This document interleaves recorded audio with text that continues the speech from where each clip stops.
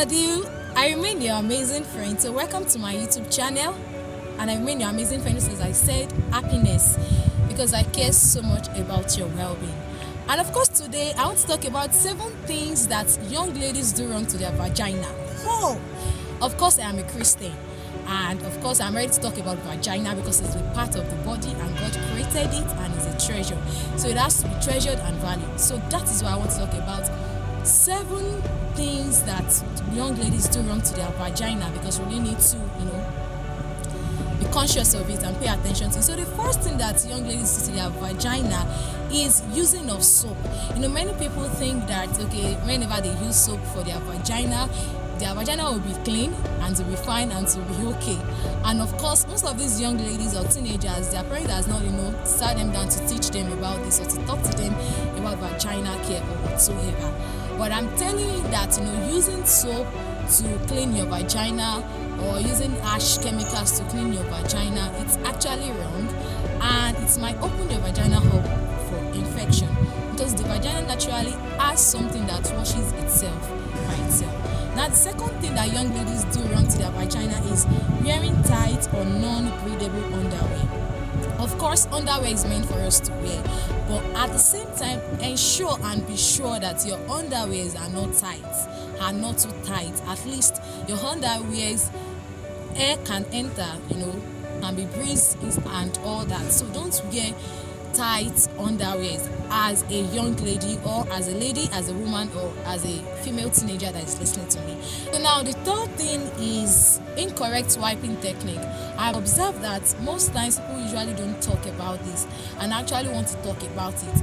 Most times, the way we're taught to rinse our vagina or our private part is for us to rinse from the back to the front. But actually, the proper way of rinsing or washing your vagina is from the front to the back. So if you are washing from the back to the front, that is a wrong technique, and sometimes you might be washing up what is in your anus into your vagina, and it might cause infection. So the best way to wash your vagina as a young lady is washing from the front to the back. Now, the fourth one that I want to talk about is not changing sanitary products regularly. The normal way you should use your sanitary pad as a lady whenever you are menstruating is at least you be able to make use of 2 sanitary pads in a day, or 3 safe, or 4. There's people that make use of 4. But there are times that some young ladies or some teenagers or some people make use of 1 pad for 24 hours. Actually, it's very dangerous. Some persons might say that because I don't have any flow or because this or that. No. It's not even because of that, but it's actually because for your own safety, because it's not healthy for you to use 1 pad for 24 hours, because you are releasing out something that your body doesn't need. And so that thing is a waste that needs to be disposed, not something that needs to enter your body back. And if you spend long hours under your vagina, that thing is going to turn to a microorganism or something that is going to enter back into your vagina and might cause you a greater harm. So you need to learn how to make use of your sanitary pads properly. Now, the 5th thing is poor hygiene during menstruation. Another thing you need to learn how to do is, just like I've said, sanitary pad is also part of it, but learn how to be clean whenever you are menstruating, because you're actually releasing waste, something you don't need. So you learn how to bathe as many times as you can. Make use of water, and also be clean. Be clean. Don't say I'm not going out, I'm not going to bath, I'm not going to do this. Just maintain hygiene.